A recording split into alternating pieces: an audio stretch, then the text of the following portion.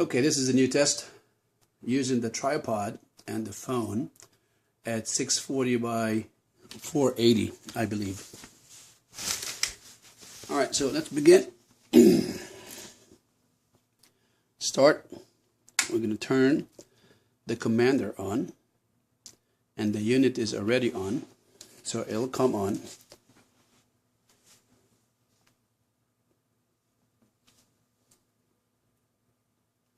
As you see, it displays the name of the unit. Notice this is a KLN 89. There's no B. That means without the letter B, it's not IFR. It's not certified for approaches.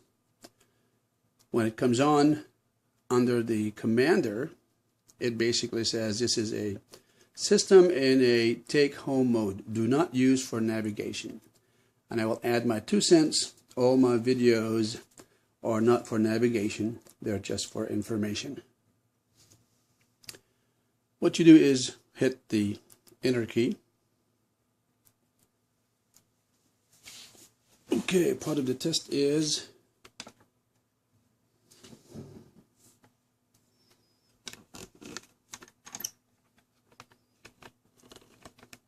alright, pause. Okay, so we moved the camera.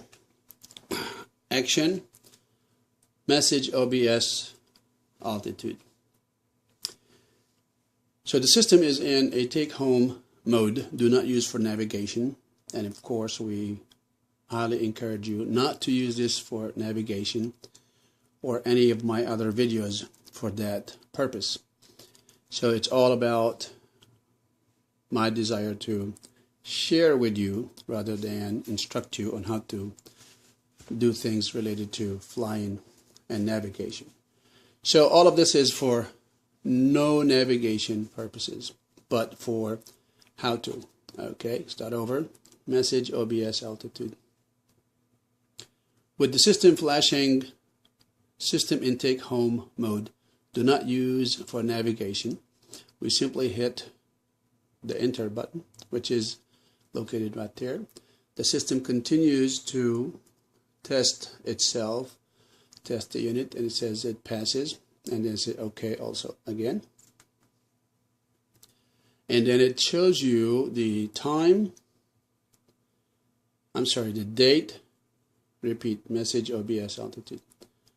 And on this page, it shows you the date, October 7th, 2014, the time at 2:19 Universal Time, and waypoint. In this case, because it's in a docking station, not an aircraft, it will not show you that waypoint because it's not receiving GPS signal. It's just using initial position that I've programmed into it. There is altitude, latitude, and longitude info. And it says OK. I'm going to say enter. And it finally says GPS for VFR use only. And that's what I was saying a while ago.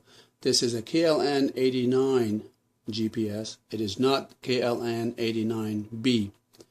The letter B designates that this or that unit, repeat, the letter B in the name KLN 89B designates that the unit is for IFR.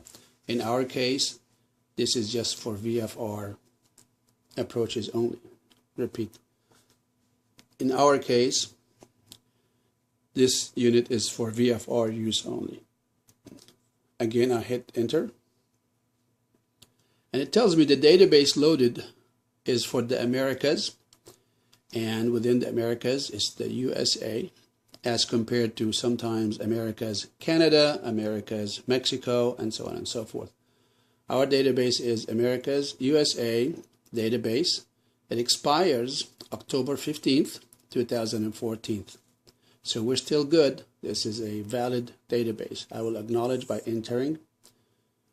Okay, and in this case it said enter total fuel on board. FOB is fuel on board. In Cessna's 172, to the best of my knowledge, most tanks can take up to 53 gallons. and I have that already in there. I'm going to say OK. If you happen to be flying on less than full tanks, you might want to enter the gallons in here, because there's some calculations that this GPS unit will help you determine how long you've been flying, how much more you can fly, and what kind of fuel situation you have on board. I'll hit OK. And the first page that comes up is the navigation page, just because that was the last page I was using. Now, right off the bat, there's a message flashing. I'm going to say, what is the message, by pushing the button that says message. And it tells me, in my example here in a docking station, I am currently in an SUA. SUA stands for Special Use Airspace. And that airspace is Washington Tri, I believe it's Washington Tri-City or something like that. But I can continue reading. It's Class B and below 10,000 feet. And it says C Kilo Delta Charlie Alpha, DCA, which is National Reagan Airport. Frequency, press clear. In this case, I don't want to get into it, so I'm just going to hit message again to dismiss that message. Now, this message relates to a previous example I was using, and I would not worry about it.